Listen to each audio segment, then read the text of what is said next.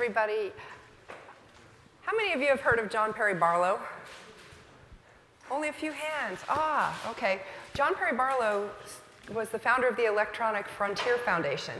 He also created the Freedom of the Press Foundation. And the reason I started with that, he passed away last year. The reason I started with that question is he really was the predecessor of electronic freedom. He founded the EFF in 1990. And why am I starting a conversation about Wyoming with a question about who all knew of John Perry Barlow? The answer is he's from Wyoming, just like me.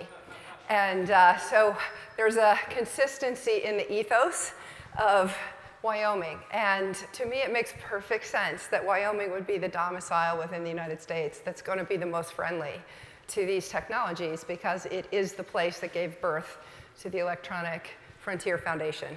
It does believe in privacy. It does believe in rugged individualism. It does believe in no taxes. What's mine is mine and what's yours is yours, as it should be. And that is the ethos of the state of Wyoming. So I had some pretty good building blocks when I went back home after having spent almost 30 years away, went back home to start working on creating a friendly regulatory regime. And it started organically, like so many of the good movements in this industry have. It's just organically, open source, volunteers getting together to get something done. And it started with trying to fix Wyoming's bad money transmitter law. It had been written 12 years ago, I think, back when money was just money. And it had a particularly bad drafting that captured all crypto to the point that companies that did business in Wyoming actually had to keep 100% reserve in cash for all the value of the crypto they were transmitting. So of course what happened is nobody did business in Wyoming. Everybody pulled out in about 2015, and a number of people got stuck. Wyomingites had coins stuck in Coinbase and couldn't get them out. So I tried to donate Bitcoin to the University of Wyoming Foundation, my alma mater, to set up endowments for engineers. And they couldn't take my Bitcoin. So I said, well, let's go fix this. And as the proverbial snowball got rolling down the hill, it picked up a lot of snow. And I found myself volunteering for the last 18 months to do nothing but help create a welcoming regulatory regime in my native state. What have we done? We've passed 13 laws. And what I really want to do is aim to help explain to all of you, almost none of you probably live in Wyoming, how you can avail yourselves of the legislation. First of all, it is inside the United States, of course, which has its pros and cons. I, as an American, am the first to admit that. And to the extent that you end up in what's called interstate commerce, if you're moving money or moving data across state lines, then you fall into some of the bad federal laws that have created a lot of problems for developers in this industry and for companies in this industry.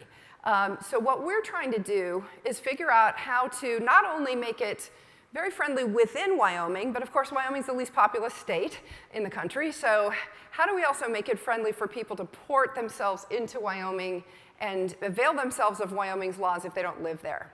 Now, Wyoming has something very interesting, which is it founded the limited liability company. A lot of you have your own companies and probably set them up as LLCs. They're the most friendly legal regime in general for startups. Oftentimes, if you do end up going public in an IPO, you have to convert what's called a C corporation.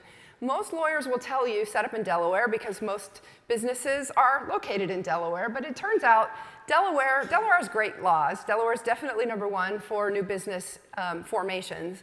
But Wyoming was the one that invented the limited liability company, and it just surpassed Nevada as being the #2 state for new business formation. So it's Delaware, Wyoming, Nevada. And it was already pretty much there because it invented the LLC. So we had, again, great building blocks to build from when this whole snowball got rolling down the hill. So the concept then is, how do you avail yourselves of these laws? Before I dig into them, there are 3 ways. One is if you don't live in Wyoming, you can form your own Wyoming LLC.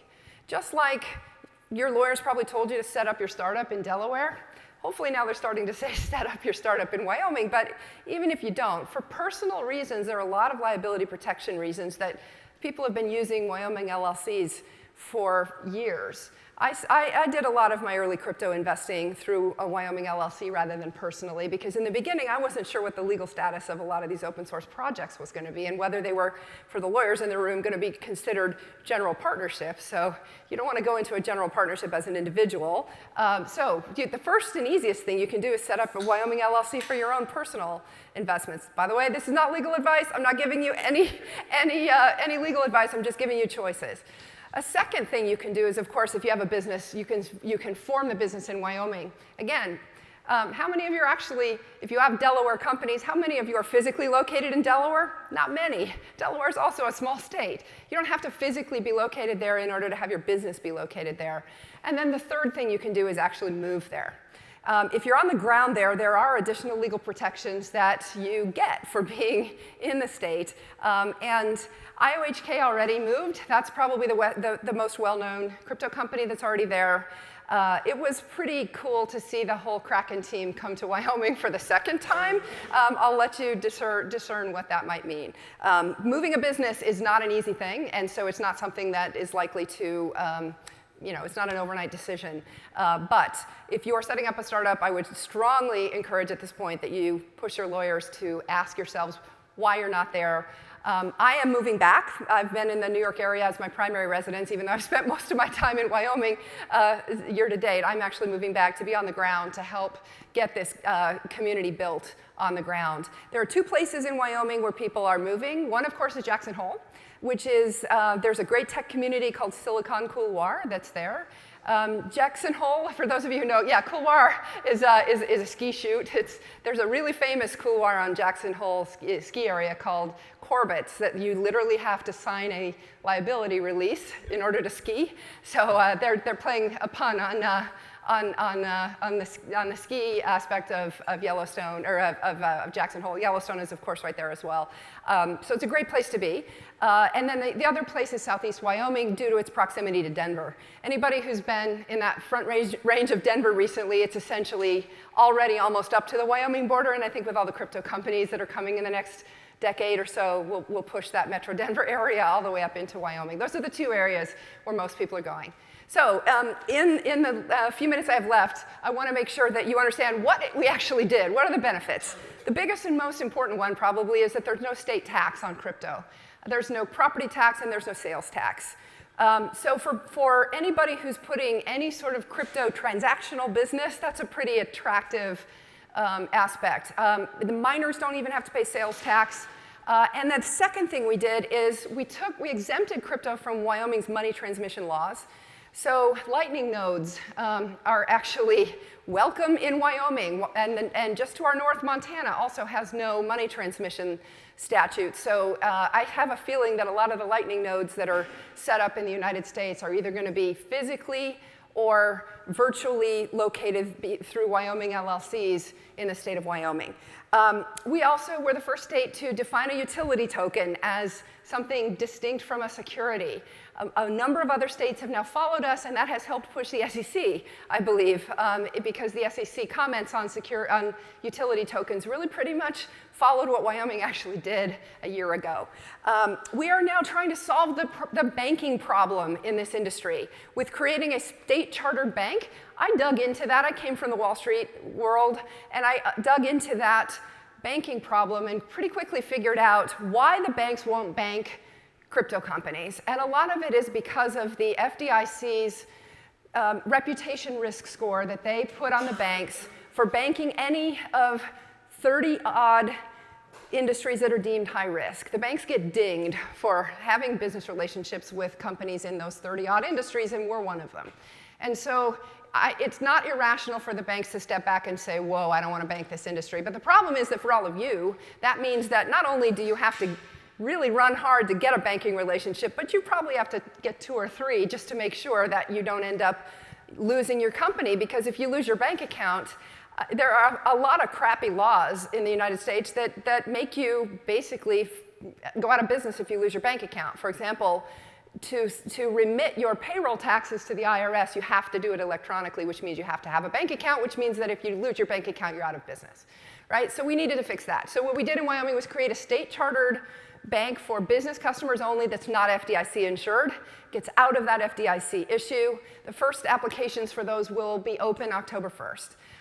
Then the next thing we did was create a fintech sandbox, which basically says if you want to do something outside of Wyoming's existing laws for financial services, you can, as long as you post a consumer protection bond and stay in touch with the relevant regulators so that they know that if you step out of bounds that they can rein you back in. That's pretty compelling, and the other interesting thing about it is it's reciprocal with fintech sandboxes in other countries, like the UK and Bermuda, as well as with other states, like Arizona. And then we also did what I think, as a lawyer who's never practiced, is actually probably the most important thing, which is I like to use Trace Mayer's phrase. This technology has to be backwards compatible with the law. We all live in a legal regime. Unless you're seasteading on the ocean and you don't have any law, the laws actually, unfortunately, do have some import, and they can bite you if you don't comply with them. So how do we therefore make this technology backwards compatible with the law? We bridge the gap, and that's what we're doing in Wyoming. We did, I think, the most important thing, which is address the commercial status of these assets so that if anybody ever uses them in commerce, which of course we all do, we know exactly what the rights and responsibilities of the parties are. This is what I call the protocol layer of the legal system. It's the most boring but most important laws, and it's commercial laws called the Uniform Commercial Code. And we gave, under Wyoming's Uniform Commercial Code, we mapped 3 categories of digital assets to existing categories of digital assets. The one and the most important one that you guys probably care about is virtual currencies, which would of course include Bitcoin, Litecoin, et cetera. We mapped those to money. So they get the same treatment under Wyoming law as money. What does that mean? It doesn't mean they're legal tender, but what it means is that you don't actually have to investigate under the law as to whether the seller of the currency is actually the legal owner of the currency. You can take it what's called free and clear if you're an innocent purchaser, as long as the seller who's selling it to you is not trying to defraud you. What it's going to mean is that you're free and clear of a bank lien if somebody had a lien against the Bitcoin and you took it as an innocent purchaser, then it's free and clear. The lien issue is something that drives folks crazy in this industry, and I hate to say, as more and more proliferation of coin lending happens, it's going to become a bigger and bigger issue, right? Because when a lender lends against coins as collateral, they create a legally enforceable lien. They have a property right in that coin. And you can't, on the Bitcoin blockchain, trace whether there is a legally enforceable lien on a Bitcoin that you purchase. So one of the things that we did, in addition to mapping virtual currencies to money, is we also have a 2-year lien cleansing provision in Wyoming. This was Trace Mayer's idea, and it's brilliant. He's got both an accounting and legal background, as well as a technology background. It was great to have his advice. And this, I think, is really powerful. It's another reason why I think if you own coins personally, you may want to own them through a Wyoming LLC, because you get the advantages of this. If you have your coins in Wyoming, or a Wyoming entity, for 2 years, then a bankruptcy judge, if somebody tries to enforce a lien against you, if you've had those coins for 2 years, that lien will not be enforceable. So I can't think of a case yet where a judge came after an innocent purchaser of a Bitcoin and tried to enforce a lien against you. But I think as the proliferation of coin lending is happening, this is likely to come up. And it's funny, when I talked about this on Twitter, a lot of folks were like, what the hell is this? But the truth of the matter is, it's competing property, legitimate property interests. You had a lender who had a legitimate interest, like Salt or BlockFi or someone like that, had a legitimate interest in that collateral, and then ended up accidentally or nefariously, or for whatever reason, selling that collateral to you. You could end up in a little bit of a mess. You want to make sure that you take your Bitcoins free and clear. One of the most interesting things I learned this year about Bitcoin is that newly mined coins actually do trade at a premium. And a lot of the reason for that, in the OTC market specifically, a lot of the reason for that, I would guess, I don't know, but I surmise, is that the coins haven't come through an OFAC blocked address if they've just come from a miner, and you know where the miner came from. And the other is that they're less likely to have been involved in any sort of adverse claim like an enforceable lien. So I just threw a bunch of legal mumbo-jumbo at you, but what I want you to take from that is that we're trying to create the most regulatory-friendly technology regime that actually reflects how the technology works, and respects the fact that if a lender is going to lend against Bitcoin, that control of the coins is actually going to be what matters. And of course, you technologists are probably all saying, yes, of course that's what matters. Who has, not your keys, not your coins. So if they have the control of the coins, then they actually get, then that's how they perfect their security interest, and you shouldn't have a lien mess. I hope that we will have many of the financial services that are built around this industry come to the state of Wyoming, because there you know exactly what your rights and obligations are, and you've got legal clarity, and it is as clean and favorable a legal regime to this industry as we could possibly build. I don't see a timer, and I don't know where Charlie went, but I know we've got a panel. Why don't I open it up for questions, just in case there are questions, and I assume I'll get the hook at the right moment. Yes? 2 minutes? 2 minutes. All right, we got 2 minutes for questions. Fire away. Well, you have to yes? Wyoming for 6 months of the year or something? Or in order to get Wyoming residency, yeah, each state's residency requirements are different. So yes, at least 6 months. It depends on where else you spend your time. So if you spend a lot of time in New York and California, you still actually have to, even if you live outside of New York or California, believe it or not, you're still supposed to track the days that you spend in New York and California. Yeah, so residency is something that's tricky. It's not something you can generalize. But yeah, for me, I'll tell you, it's a no-brainer. My state taxes go to zero. I've had my primary residence here in the tri-state area for a long time. State taxes go to zero, and property taxes go down 86%. It's just a no-brainer. Yes, yes, yep. That's what a lot of people are doing. Yes, sir? On the Wyoming State Chartered Bank, what kind of deposit insurance is there is the question. There is none. It's not FDIC insured, which is why it's businesses only. It's businesses $5,000 minimum, so it's a pretty low minimum. Trying to get at helping startups make sure that you don't lose access to basic banking services so you can make payroll if you need to in US dollars. Yes, and follow-up question, does it have higher reserve requirements? Yes, it's a 100% reserve bank by design because it doesn't have FDIC insurance. Yep, it's a non-lending bank. It's literally just on and off ramp to the payment system, but it's a bank. And it's really powerful because I designed this, by design. It's a bank that cannot make loans, so I'm going to get a little wonky here. It doesn't meet the definition of bank under the Bank Holding Company Act.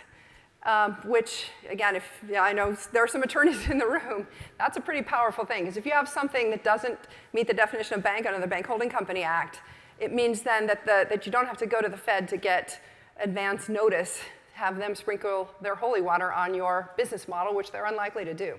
So the primary regulator of this, even though it would have a Fed master account, you still have to go through the whole approval process. You still have to have a real business plan. It's going to take at least 6 months before the doors can open.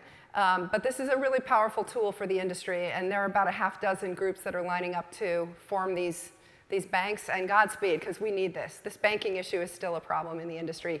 I'm not talking about for stable coins, I'm talking about for just basic banking services. The Digital Asset Trade Association lost its bank account, even though it had in its charter that it could not accept crypto. Just the mere association that it had with crypto was enough for the bank to close its bank account. It's a trade association, come on. Yeah. One last question, yeah. Yeah, I was just curious, what you were talking about the liens on certain Bitcoin and stuff like that. Yep. Couldn't you also get around that just by doing a coin join a few times? Yeah, the question is, couldn't you just get around it with coin join? Yeah, you certainly could. You're going to make the judge's life a lot harder. But that doesn't mean that the judge isn't going to try to enforce an enforceable lien that somebody else had. And I'm not talking about a government interest in coins. I'm talking about two competing private sector interests in those coins. The judge is going to do the best that the judge can to do what's equitable in that instance. So this, the coin market, I've been pretty outspoken against rehypothecation in coins because that defeats the scarcity of Bitcoin. When you can have financial institutions that can create coins out of thin air that are accepted as though they're the same thing. They are off-chain coins, right? All the coins all the Bitcoin we have on deposit at exchanges, those aren't real Bitcoins. Those are IOUs, right? So And you've got people out there creating more Bitcoins than there are real Bitcoins. Whether fraudulently or accidentally, it's happening. And that just hits me in the gut as somebody who's seen the downside of that in the real financial services industry. So you definitely want to hold your own private keys. And Wyoming's law it actually expressly prohibits that. So those of you, I saw a Ron Paul t-shirt here, there are a lot of folks here who probably recognize exactly what we've done in 100% reserve requirement, non-lending bank that cannot rehypothecate. There is no fractional reserve banking in these banks, but their business plan is really just to serve the underserved industry. All right, Charlie, I think we're going to start the Thank you, Caitlin. panel next. Thank you.